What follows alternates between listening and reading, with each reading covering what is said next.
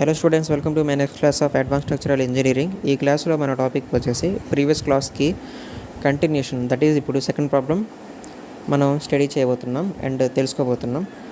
So question చూసుకున్నట్టయితే కనుక, design a RC chimney shell with the following data: height above ground level is equal to 60 meter, outside diameter 4 meter, throughout the thickness of the brick lining 100 mm to 40 metre.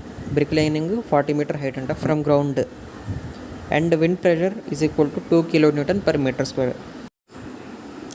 So given data చూసుకున్నట్టయితే total height ఇవ్వడం జరిగింది, height of the concrete wall that is 60 metre, and external diameter D0 is equal to 4 metre, and brick lining 100 mm, small H అంటే head of the brick lining వచ్చేసి 40 metre, and wind అనేసి 2 kN per meter square. దాని తర్వాత ఇంకా మిగిలిన dimensions ఏవైతే ఉన్నాయో అవి సూటబుల్లీ అజ్యూమ్ చేసుకుంటాం. సో ఫర్ ఎగ్జాంపుల్ ఇక్కడ ఎయిర్ గ్యాప్ మనకి ఇవ్వడం జరగలేదు, కాబట్టి air gap 100 mm as it is తీసుకుంటాం. అండ్ వాల్ థిక్నెస్ కూడా మనకి వేయలేదు కాబట్టి 400 mm తీసుకున్నాం. ఓకే, సో అవి ఎక్కడెక్కడ మెన్షన్ చేస్తే ఇక్కడ డయాగ్రామ్లో మీకు మార్కులు వస్తుంటాయి ఏ డైమెన్షన్ ఎక్కడ అనేది. So as usually first dimensions calculate చేసుకుంటాం, దాని తర్వాత వర్టికల్ రెయిన్ఫోర్స్మెంట్ డిజైన్, దాని తర్వాత హారిజాంటల్ రెయిన్ఫోర్స్మెంట్ డిజైన్, దాని తర్వాత combined effect of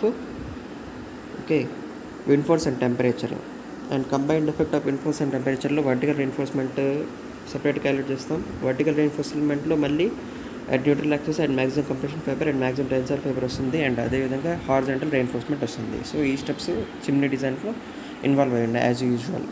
so first problem చేసినట్టుగానే ఇది కూడా చేయడమే అనమాట. సో ఈ క్లాస్లో ఈ ప్రాబ్లం ఎక్స్ప్లెయిన్ చేయడమే ఓవరాల్గా మన task. So first of all vertical reinforcement design. So ultimately మనం క్యాలిక్యులేట్ చేయాల్సింది ఏంటి?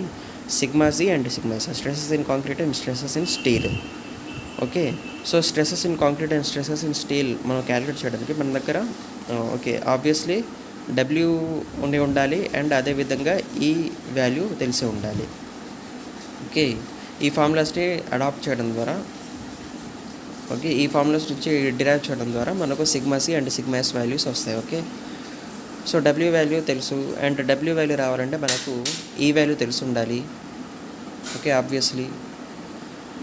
అండ్ డబ్ల్యూలో ఇంకోటి వచ్చేసి 5 వాల్యూ మనకు తెలియదు, సో అది ఈ వాల్యూ నుంచి రప్పించుకుంటాం. ఓకే, ఈ ఎసెంట్రిసిటీ ఫార్ములా నుంచి రప్పించుకుంటాం, అండ్ ఎసెంట్రిసిటీ వచ్చేసి M/W నుంచి రప్పించుకుంటాం. సో అలా ఒకదాని ఒకటే రిలేటెడ్గా ఉంటుంది అన్నమాట formulas. So first vertical reinforcement design first step నుంచి వస్తే కనుక assume 1% of reinforcement as usual. అంటే ఎంతైతే కాంక్రీట్ వాల్లో టోటల్ కాంక్రీట్ ఉంటుందో దాంట్లో నుంచి 1% మనం ఏం చేస్తాం, స్టీల్ కోసము అజ్యూమ్ చేసుకుంటాం. ఇక ఆబ్వియస్లీ ఎప్పుడైతే TS is equal to 4 mm ఉంటుందో, ఓకే, మనము ఇంకా పర్మిసిబుల్ స్ట్రెసెస్ స్టీల్ కూడా క్యాలిక్యులేట్ చేసుకోవాలి, అండ్ అదేవిధంగా మాడ్యులర్ రేషియో క్యాలిక్యులేట్ చేసుకోవాలి. Okay, first of all modular ratio 280/3 sigma CBC as per working stress method, and radius is equal to obviously డయామీటర్లో half అంటే 2 × 10³ mm. Okay, and దాని తర్వాత adopt M25 అండ్ Fe415 materials. Adopt M25 అండ్ Fe415 materials. ఒకవేళ క్వశ్చన్లో maximum ఇచ్చేసాడు, ఇవ్వకపోతే మనం అడాప్ట్ చేసుకోవాలన్నమాట. ఎందుకు ఈ M25 అడాప్ట్ చేసుకోవాలంటే M25ని బట్టే ఈ సిగ్మా CBC వాల్యూ అనేది వేరీ అవుతూ ఉంటుంది. ఒకవేళ M30 ఉంటే 10, M25 ఉంటే 8.5, ఈ విధంగా వేరీ అవుతూ ఉంటుంది గ్రేడ్ ఆఫ్ కాంక్రీట్ని బట్టి sigma CBC value. So M is equal to 280/3 sigma CBC అంటే సిగ్మా CBC ప్లస్లో ఆబ్వియస్లీ 8.5 వస్తుంది. దాని ద్వారా టోటల్లీ 10.98. సో ఇది ఎక్కడ పేజ్ నెంబర్ 81లో అంట, మేబీ లాస్ట్ క్లాస్లో కూడా చెప్పినాను కదా, అక్కడ ఆ టేబుల్స్లో మనకు దొరికిపోతుంది ఈ సిగ్మా CBC వాల్యూస్ అనేవి. ఇక దాని తర్వాత alpha is equal to coefficient of thermal expansion. అది ఆబ్వియస్లీ అది కాన్స్టెంట్ వాల్యూ, ఎక్కడ మారదు, 11 × 10⁻⁶ per degree Celsius. And temperature మనకి ఇచ్చింది 80 డిగ్రీ సెల్సియస్. ఓకే, ఈ విధంగా ఎసెంట్రిసిటీ మనం క్యాలిక్యులేట్ చేస్తే కనుక మన దగ్గర ఆల్రెడీ డబ్ల్యూ లేదు అండ్ మొమెంట్ లేదు, వీటిని మనం సపరేట్గా డిటర్మైన్ చేసుకోవాలి ఈ వాల్యూ క్యాలిక్యులేట్ చేయడానికి కోసం. సో M వాల్యూ వచ్చేసి load into perpendicular distance, so obviously perpendicular distance h/2 అవుతుంది. బట్ లోడ్ ఏదైతే ఉందో అది విండ్ ఇంటెన్సిటీ టర్మ్స్లో ఉంది కాబట్టి దాన్ని మనం ఏరియాతో మల్టిప్లై చేసుకొని పర్ మీటర్ స్క్వేర్ అనే టర్మ్ని దానికి ఉంటే ఆ యూనిట్ని అది క్యాన్సిల్ చేస్తాం అనమాట. ఓన్లీ కిలో న్యూటన్లో మాత్రమే రంపిస్తాము. కాబట్టి ఏం చేయాలి, దాన్ని ఏరియాతో మల్టిప్లై చేస్తాం. సో కాబట్టి wind intensity into area, that means d0 into H, అంటే దాని డయామీటర్ ఇంటూ హైట్ చేస్తే మనకు ఓవరాల్గా లోడ్ టర్మ్స్లో వస్తుంది. బట్ ఇది దీని యొక్క షేప్ ఫ్యాక్టర్ కూడా దీని ఇన్వాల్వ్ అయి ఉంటుంది కాబట్టి షేప్ ఫ్యాక్టర్ ఒక ఇన్ఫ్లుయెన్స్ కూడా ఉంటుంది కాబట్టి షేప్ యొక్క ఇన్ఫ్లుయెన్స్ కూడా ఉంటుంది కాబట్టి షేప్ ఫ్యాక్టర్తో మల్టిప్లై చేయాలి. So obviously circular cross section ఉంటుంది చిమ్నీకి. ఓకే, సో అది 0.7 లాస్ట్ క్లాస్లో చెప్పినట్టుగా into height by 2. Height totally ఎంత ఉంది, 60 ఉంది. ఓకే, అండ్ విండ్ దానికి ఎక్కడ యాక్ట్ అవుతుంది, దాని యొక్క సెంటర్ ఆఫ్ గ్రావిటీ దగ్గర యాక్ట్ అవుతుంది కదా. అండ్ దాని యొక్క సెంటర్ ఆఫ్ గ్రావిటీ ఎక్కడ లై చేస్తుంది, దాని యొక్క హైట్లో హాఫ్లోనే కదా లై చేసేది. సో కాబట్టి 60/2. ఈ విధంగా ఎం వాల్యూ క్యాలిక్యులేట్ చేస్తే మనకు 10080 kilo newton per metre, kilo newton metre. అది పర్ మీటర్ కాదు, పర్ మీటర్ అంటే అది మళ్ళీ మారిపోతుంది, తప్పైపోతుంది units. So kilo newton metre. W అంటే ఇక్కడ సెల్ఫేట్ అనమాట. బట్ సెల్ఫేట్ అనేవి ఇక్కడ 2 టైప్స్ ఆఫ్ మెటీరియల్స్ ఉన్నాయి, ఒకటి కాంక్రీట్, ఒకటి బ్రిక్ వాల్. సో సపరేట్లీ వాటి యొక్క సెల్ఫేట్స్ మనం క్యాలిక్యులేట్ చేయాల్సి వస్తుంది. So self weight of concrete plus self weight of brick wall. ఇప్పుడు సెల్ఫేట్ అంటే మళ్ళీ ఫార్ములా ఏమొస్తుంది, unit weight into volume of concrete వస్తుంది కదా. వెయిట్ అంటే యూనిట్ వెయిట్ ఇంటూ వాల్యూమ్. ఎందుకంటే యూనిట్ వెయిట్ యొక్క ఫార్ములా వచ్చేసి weight by volume. That means weight is equal to gamma into V. So ఈ విధంగా gamma C into V C plus gamma B into V B రెండు చేయాలి. And gamma C that means unit weight of concrete 25 కదా. And gamma B వచ్చేసి 22 kilo newton per metre cube. Okay, ఇంకపోతే volume అంటే area into height. Obviously area ఎలా వస్తుంది, ఇది hollow circular సెక్షన్కి ఏరియా ఎలా వస్తుంది, π/4 ఇంటూ ఎక్స్టర్నల్లీ అదే capital D square minus small D square, అది external diameter square minus internal diameter square. ఈ విధంగా చేస్తే π/4 ఇంటూ 4² మైనస్ 3.2 స్క్వేర్. సో ఈ ఇంటర్నల్ డయామీటర్స్ ఎలా వస్తాయి కూడా ఇప్పుడు మనం క్యాలిక్యులేట్ చేసుకోవాలన్నమాట. ఇది మన క్వశ్చన్లో ఇచ్చి ఉంటాడు. సో ఆబ్వియస్లీ మనకు 4 మీటర్ అని, ఓకే, ఇక్కడ 4 మీటర్ అని చెప్పేసి క్వశ్చన్లో అయితే ఇవ్వడం జరిగింది.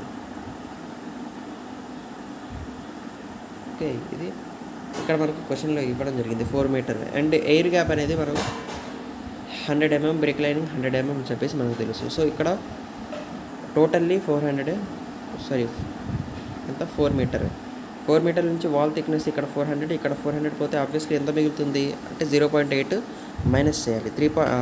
4లో 0.8 మైనస్ చేస్తే 3.2 వస్తుంది. ఓకే, 3.2 వస్తుంది. ఇక దాని తర్వాత ఇటు 100 పోయింది, ఎయిర్ గ్యాప్ ఇటు 100 పోయింది. సో ఆబ్వియస్లీ ఎంత 3 మీటర్స్ మిగులుతుంది. సో 3 మీటర్స్లో కూడా బ్రిక్ లైనింగ్ థిక్నెస్ ఇటు 100 పోయింది, ఇటు 100 పోయింది, 2.8 మిగులుతుంది. సో ఆ విధంగా మనం ఈ యొక్క డైమెన్షన్స్ అనేది డయాగ్రమాటికల్లీ క్యాలిక్యులేట్ చేసుకుంటాం.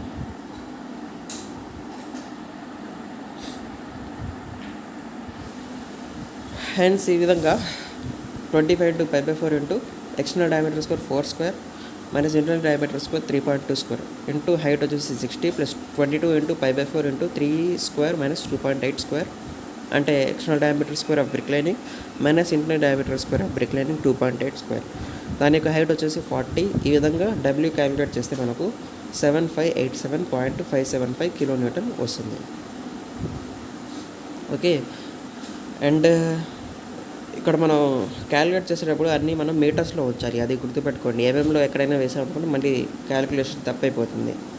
సో ఈ డయామీటర్ ఏదైతే ఉందో, ఈ హైట్ ఏదైతే ఉందో అవన్నీ మనం మీటర్స్లో ఉంచాలన్నమాట. సో ఆల్రెడీ మీటర్స్లోనే ఉన్నాయి. బట్ హవెవర్ ఒకవేళ మన క్వశ్చన్లో ఇన్ కేస్ మిల్లీమీటర్లు ఇచ్చాడనుకోండి, మనం డైరెక్ట్గా అలా వేయకూడదు, మీటర్స్లో కన్వర్ట్ చేసి వేయాలి.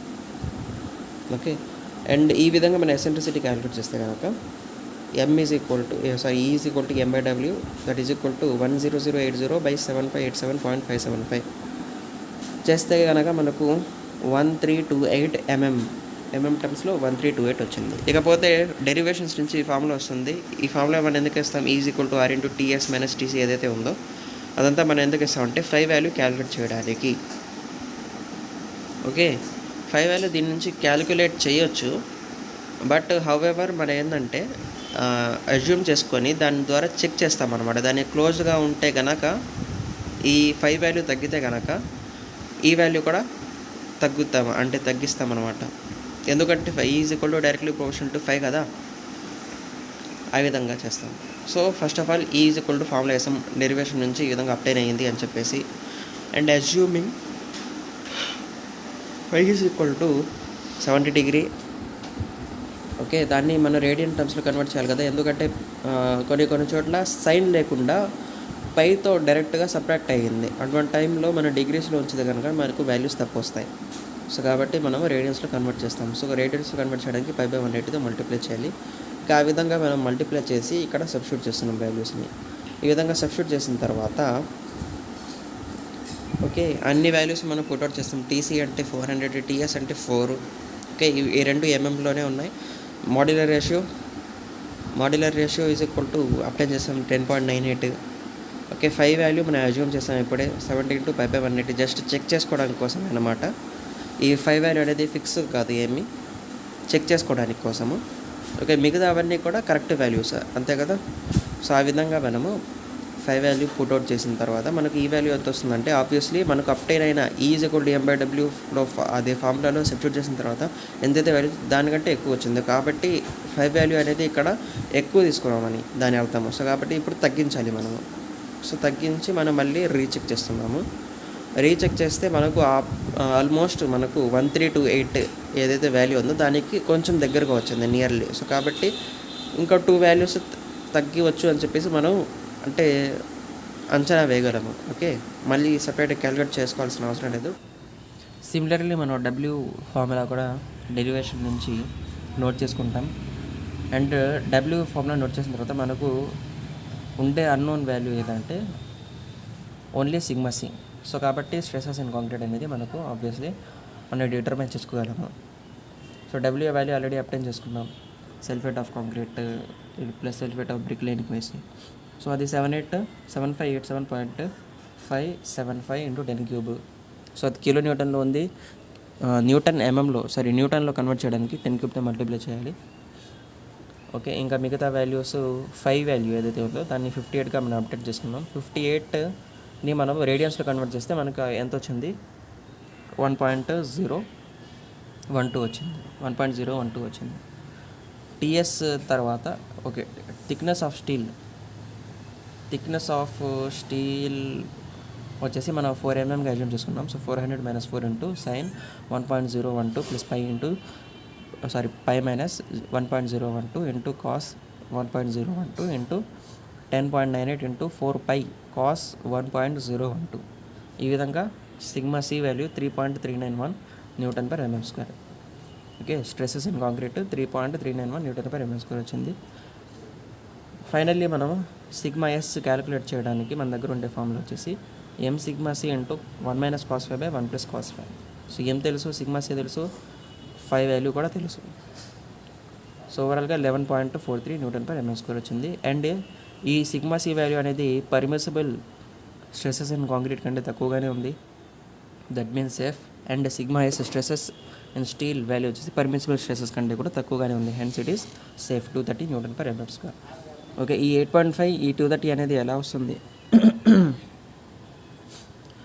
సో ఇది వచ్చేసి IS 456 కోడల్ ప్రొవిజన్ ద్వారా మనకు గ్రేడ్ ఆఫ్ కాంక్రీట్ని బట్టి permissible stresses in concrete and grade of స్టీల్ని బట్టి పర్మిసిబుల్ స్ట్రెసెస్ ఇన్ స్టీల్ దాంట్లో క్లాసిఫై అయ్యబడింది అనమాట. దాని ద్వారా మనం చెక్ చేసుకోవాలి. సో ఇక్కడ 415 గ్రేడ్ ఆఫ్ స్టీల్ కాబట్టి 230 Nm². ఈ విధంగా హారిజాంటల్ రెయిన్ఫోర్స్మెంట్ డిజైన్ కంప్లీట్ చేసుకుంటాం. దాని తర్వాత వర్టికల్ రెయిన్ఫోర్స్మెంట్ డిజైన్ కంప్లీట్ చేసుకుంటాం. దాని తర్వాత హారిజాంటల్ రెయిన్ఫోర్స్మెంట్ డిజైన్. సో దీంట్లో మనం క్యాలిక్యులేట్ చేయాల్సింది only stresses in steel. Stresses in స్టీల్కి ఫార్ములా వచ్చేసి V × S / 1.6 A5 × D. So spacing వచ్చేసి 150 mm. Diameter of the bars ఏవైతే మనం తీసుకున్నామో అది 12 mm. అండ్ దానికి సంబంధించిన ఏరియా వచ్చేసి ఆబ్వియస్లీ సర్క్యులర్ క్రాస్ సెక్షన్ కాబట్టి 5/4 × 12². అండ్ స్మాల్ డి ఎంత అవుతుంది? 4000 mm. ఓకే, స్మాల్ డి వచ్చేసి 4 × 10³ mm. అదే దాని యొక్క actual diameter.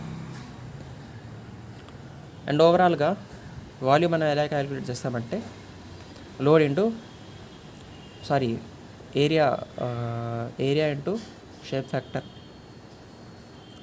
Load intensity into area into shape factor. ఈ విధంగా వాల్యూమ్ అనేది డిటర్మైన్ చేస్తాం. ఓకే, అండ్ డిటర్మైన్ చేసిన తర్వాత వాల్యూమ్ మనకి ఎంత వస్తుంది అంటే షియర్ ఫోర్స్ మనకి ఎంత వస్తుంది, వాల్యూమ్ కాదు అది shear force is equal to load intensity into area. ఎందుకంటే ఏరియాతో మనం ఎందుకు మల్టిప్లై చేస్తాం, పర్ మీటర్ స్క్వేర్ ఏదైతే యూనిట్ ఉందో అది క్యాన్సిల్ అవ్వడానికి. దానికి ఓవరాల్ హీట్ 60, షేప్ ఫ్యాక్టర్ 0.7. ఈ విధంగా స్ట్రెసెస్ ఇన్ స్టీల్ మనకి ఎంత వస్తుందంటే 69.63 Nm², అండ్ ఇది పర్మిసిబుల్ స్ట్రెసెస్ కంటే కూడా తక్కువగానే మనకు వచ్చింది కాబట్టి హెన్స్ ఇట్ ఈస్ సేఫ్. దాని తర్వాత combined effect of wind force and temperature. Okay, and in vertical reinforcement, in vertical reinforcement, in horizontal reinforcement, ఈ రెండు మనం సెపరేట్గా క్యాలిక్యులేట్ చేస్తాం. ఇన్ వర్టికల్ రైన్ఫోర్స్మెంట్లో at neutral axis, at maximum compression fibre and at maximum tensile fibre, ఈ 3 పొజిషన్స్లో, ఈ 3 ప్లేసెస్లో మనం క్యాలిక్యులేట్ చేసుకోవాలి. So at neutral axis first of all percentage of steel TS/TC ఈ విధంగా 0.01 ఉంది అంటే దట్ మీన్స్ 1%, అంతే కదా, 1% ఆఫ్ స్టీల్ దాంట్లో మనం అడాప్ట్ చేస్తాం. అండ్ ఎఫెక్టివ్ డెప్త్ ఏదైతే ఉందో ఎఫెక్టివ్ కవర్ ఏదైతే ఉందో అది 40 mmగా అడాప్ట్ చేస్తాం. సో హెన్స్ ఏ వాల్యూ వచ్చేసి TC - T'/TC. Okay, thickness of కాంక్రీట్లో నుంచి ఎఫెక్టివ్ కవర్ తీసేసి దాన్ని మనం థిక్నెస్ ఆఫ్ కాంక్రీట్తో డివైడ్ చేయాలి. ఓకే, ఈ విధంగా మనకు ఏ వాల్యూ అనేది అప్టైన్ అవుతుంది. And K is equal to formula వచ్చేసి గుర్తుపెట్టుకోవాలి -MP + √m² + 2MPa. సో ఈ విధంగా మనకు M తెలుసు, P తెలుసు, A తెలుసు, అన్ని వాల్యూస్ పుట్అవుట్ చేసిన తర్వాత 0.348 వాల్యూ వస్తుంది. అండ్ ఇక for combined effect permissible capacity or increased by 1/3%. కాబట్టి మనం ఏం చేయాలి, కంబైన్డ్ ఎఫెక్ట్ 1/3% ఇంక్రీజ్ చేసాం కాబట్టి పర్మిసిబుల్ స్ట్రెసెస్ ఆఫ్ స్టీల్ కూడా ఆబ్వియస్లీ 33.33% పెంచాలి. సో ఎప్పుడైతే అలా పెంచుదామో 8.5 కాస్త ఏమవుతుంది, 11.3 అవుతుంది. సిగ్మా ST 230 కాస్త ఏమవుతుంది, 306.6 Nm² అవుతుంది. ఈ విధంగా ECKαT మనం క్యాలిక్యులేట్ చేస్తే కనుక ఈసీ వాల్యూ వచ్చేసి Young's modulus of concrete and K value మనం ఇప్పుడు డిటర్మైన్ చేసుకున్నాం. Alpha coefficient of thermal expansion, T వచ్చేసి temperature given in data. Okay, EC value ఎలా వస్తుంది, మాడ్యులర్ రేషియో ఏదైతే ఉందో modular ratio is equal to ఏంది, X modulus of steel by X modulus of concrete. Modular ratio already 10.98 వస్తుంది. దాని నుంచి మనము ఈఎస్ వచ్చేసి అది ఎక్కడైనా ఫిక్స్డ్ అనమాట, 2 × 10⁵ Nm². ఈసీ వాల్యూ మనం దాని నుంచి డిటర్మైన్ చేసుకుంటాం. సో ఈసీ వాల్యూ ఫైనల్లీ ఇక్కడ రాసుకుంటాం, ఈసీ ఈజ్ ఈక్వల్ టు ఇంత అని చెప్పేసి ECKαT. అండ్ ఓవరాల్గా సిగ్మా సి వాల్యూ వచ్చేసి 18214.94 into K value 0.348 into alpha value 11 × 10⁻⁶, T value 80 చేసుకుంటే 5.578 Nm² వచ్చింది. ఇది ఆల్రెడీ 8.5 కంటే కూడా తక్కువ, బట్ కంబైన్డ్ ఎఫెక్ట్ వల్ల స్ట్రెసెస్ ఇంక్రీజ్ చేసినా కానీ దానికంటే ఆబ్వియస్లీ తక్కువగానే ఉంటుంది. అండ్ ఇకపోతే సిగ్మా ఎస్ దాని యొక్క ఫార్ములా వచ్చేసి ES × A - AKαT. ఈ విధంగా చేస్తే కనుక మనకు ఎంత వస్తుంది వాల్యూ, 97.152 Nm². అండ్ ఇది వచ్చేసి 306.6 Nm² కంటే తక్కువగానే ఉంటుంది.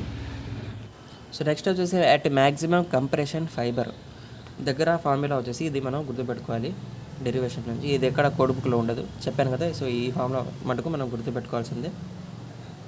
1 minute. ఓకే, అండ్ దీంట్లో సిగ్మా సి వాల్యూ మనకు ఉంది ఫార్ములాలో. ఈ సిగ్మా సి వాల్యూ అదేంది, మనం సిగ్మా సీనే కదా క్యాలిక్యులేట్ చేయాల్సింది, మళ్ళీ సిగ్మా సి ఇక్కడ ఫార్ములాలో ఉండడం ఏంది అనుకుంటే, ఈ సిగ్మా సి వచ్చేసి వర్టికల్ రైన్ఫోర్స్మెంట్లో మనకి ఎంతైతే స్టార్టింగ్ స్టెప్లో అప్టైన్ అయ్యిందో ఆ సిగ్మా సి వాల్యూ అనమాట. సో స్టార్టింగ్గా మనకి స్టార్టింగ్లో 3.391 అనేది అప్టైన్ అయింది కదా. సో అదే వాల్యూ ఇక్కడ పుట్అవుట్ చేసుకుంటాం. సో మనం ఇక్కడ క్యాలిక్యులేట్ చేసేది వచ్చేసి అట్ మ్యాక్సిమం కంప్రెషన్ ఫైబర్ దగ్గర మనం క్యాలిక్యులేట్ చేసుకుంటాం. సో కాబట్టి ఈ సిగ్మా సి అనేది ఇన్ వర్టికల్ రైన్ఫోర్స్మెంట్ క్యాలిక్యులేషన్లో మనం ఏదైతే అప్టైన్ చేసుకుంటామో అది ఇక్కడ వేసుకుంటాం అనమాట. Okay 1 minute. ఓకే, ఇంకా మిగతా వాల్యూస్ అన్నీ తెలిసినవే. ఏ వాల్యూ 0.9. ఓకే, ఇక్కడ అప్టైన్ చేసుకున్నట్టే. అండ్ పీ వాల్యూ కూడా సేమ్, ఏం మారదు, టీఎస్/టీసీ. సో దాని వాల్యూ వచ్చేసి 0.01. అండ్ ఈ విధంగా పుట్అవుట్ చేసుకుంటే కనుక మనకు వాల్యూస్ ఈ బైనరీ ఈక్వేషన్ నుంచి క్యాలిక్యులేట్ చేసి 0.698 అని చెప్పేసి అప్డేట్ చేసుకుంటాం. అండ్ ఇకపోతే sigma C EC K alpha T, sigma S ES into A K alpha tea.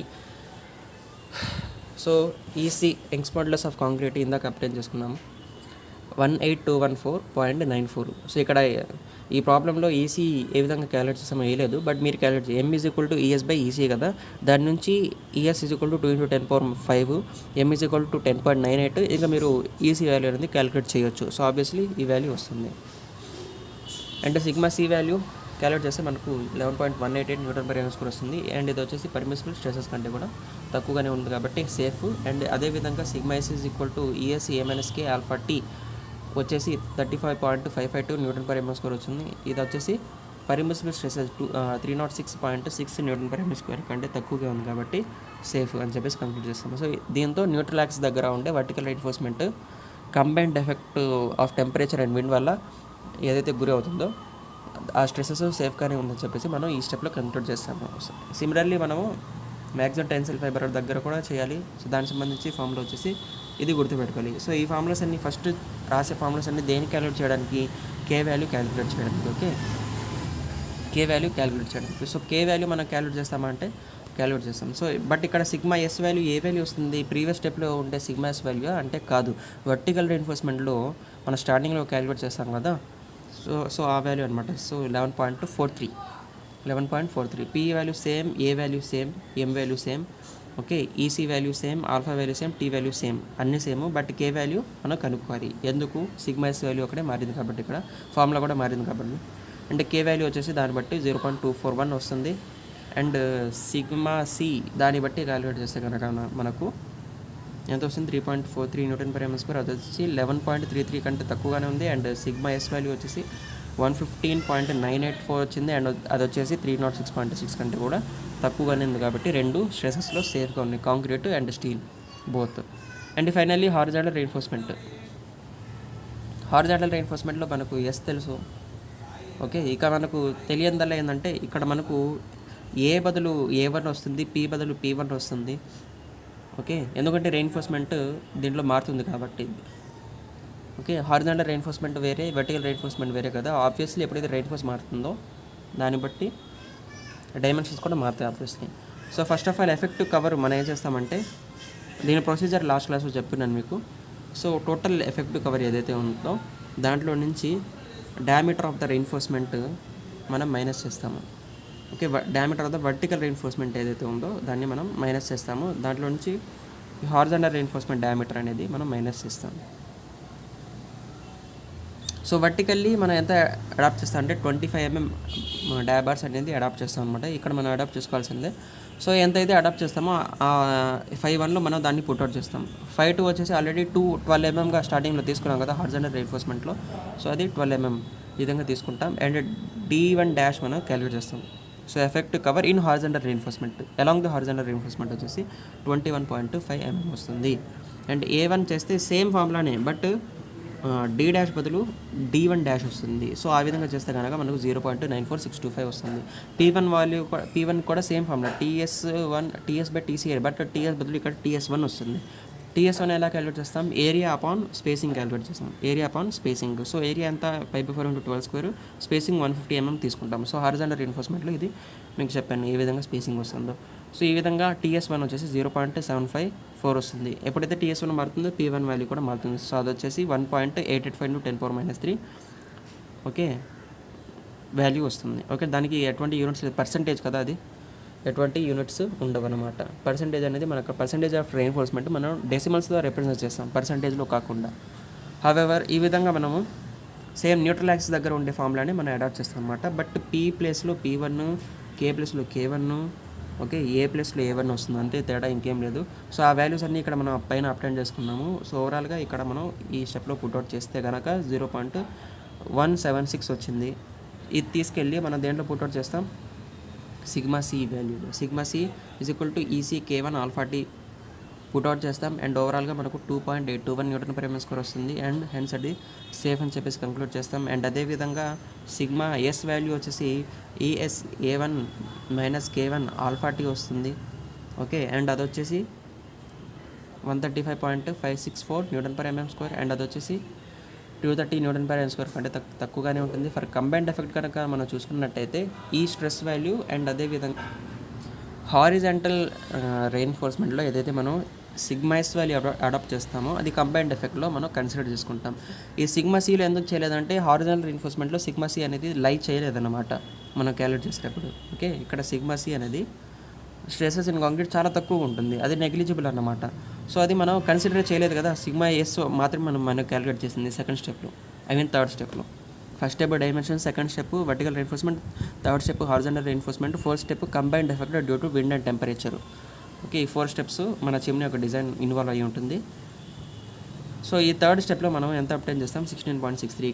ఇక్కడ నుంచి మనకి ఎంత వచ్చింది సిగ్మా ఎస్ 135.564 వచ్చింది. కంబైన్డ్ ఎఫెక్ట్ కన్సిడర్ చేసేటప్పుడు మనము ఈ రెండింటిని యాడ్ చేయాల్సి వస్తుంది అనమాట. 135.564 ప్లస్ 16.63 చేస్తే మనకు ఇక్కడ కూడా కంబైన్డ్ ఎఫెక్ట్ వల్ల ఏదైతే పర్మిసివ్ స్ట్రెసెస్ పెరుగుతాయో దట్ ఈస్ 306.6 ఉంటుందో అది కన్సిడర్ చేయాలన్నమాట. సో ఆబ్వియస్లీ ఏదైతే ఆ వాల్యూ అప్టైన్ అవుతుందో అది దీనికంటే తక్కువ రావాలి, అప్పుడే అది సేఫ్ అని చెప్పేసి డిటర్మైన్ చేస్తుంది. సో ఇక్కడ వచ్చింది కాబట్టి హెన్స్ ఇది సేఫ్ అని చెప్పేసి మనం డిటర్మైన్ చేస్తాం. సో ఓవరాల్గా మన ఈ చిమ్నీస్ డిజైన్లో మనం చేసేది ఏంటంటే ప్రతి స్టెప్ దగ్గర మనం stresses in concrete and steel అనేది క్యాలిక్యులేట్ చేసుకుంటాం అండ్ అది పర్మిసిబుల్ స్ట్రెసెస్ కంటే తక్కువగా ఉందా లేదా అని చెప్పేసి పేజ్ నెంబర్ 81 నుంచి ఏదైతే టేబుల్ ఉందో గ్రేడ్ ఆఫ్ కాంక్రీట్ బట్టి పర్మిసిబుల్ స్ట్రెసెస్, సో ఆ వాల్యూస్ బట్టి చెక్ చేసుకుంటాం అనమాట. దానికంటే లెస్ దాన్గా ఉందా, దానికంటే ఓకే గ్రేటర్ దాన్గా ఉందా, లెస్ దానిగా ఉంటే సేఫ్, గ్రేటర్ దానిగా ఉంటే నాట్ సేఫ్, ఈ విధంగా కంక్లూడ్ చేసి చెప్తామన్నమాట. So that's all for this class and stay tune for my upcoming videos. Let's meet in next further videos. So thank you for watching this. अगर आपको रात को टाइम पे नींद नहीं आती है तो 20 सेकंड के अंदर आपको टाइम पे नींद आने वाली है, सिर्फ 20 सेकंड के अंदर, क्योंकि मैं आपको एक ऐसी ट्रिक बताने जा रहा हूं जो यूएस में मिलिट्री वाले हैं वो इस टेक्निक को यूज करते हैं और टेक्निक का नाम है 4-7-8 मेथड. मतलब आपको 4 सेकंड तक नाक से सांस लेनी है, 7 सेकंड तक आपको होल्ड करके रखनी है, अंदर उसे रोक के रखनी है, और 8 सेकंड तक आपको उसे मुंह से बाहर निकालना है. ये वीडियो बनाते हुए मुझे भी नींद आ गई, आप जरूर ट्राई करें.